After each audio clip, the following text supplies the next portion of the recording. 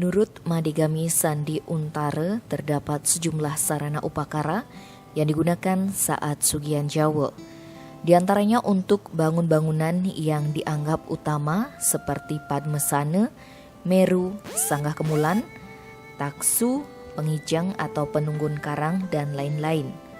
Sedangkan yang dianggap perlu yaitu pabersihan atau penyucian, canang burat wangi atau yang lain, dan tirte anyar atau toyo anyar. Dapat pula dilengkapi dengan ajuman dan daksine atau sesuai dengan yang telah berlaku.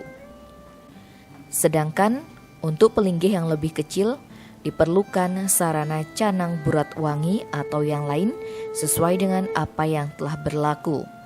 Penyucian secara umum yang disebut juga dengan parerebuan. Setelah melakukan pembersihan secara skala, lalu dilakukan pembersihan secara niskala, yaitu menghaturkan banten parerebuan.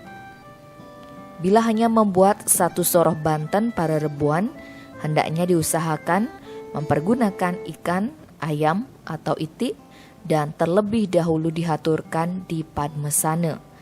Kemudian disanggah kemulan atau meru atau gedong, taksu, dan seterusnya sampai pada bangunan yang kecil-kecil, akhirnya dilebar, dijabe, disertai dengan segahan dan tetabuhan. Setelah selesai menghaturkan banten parerebuan, barulah menghaturkan sesajen-sesajen tersebut. Rangkaian upacara terakhir adalah persembahyangan dan mohon tirte sebagaimana biasa.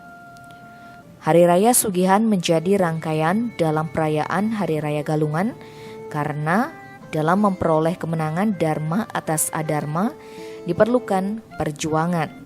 Kemenangan dharma akan diperoleh dari kesucian diri. Jika direnungkan lebih dalam, titik akhir dari semua pergulatan hidup di alam semesta ini adalah kesucian itu sendiri.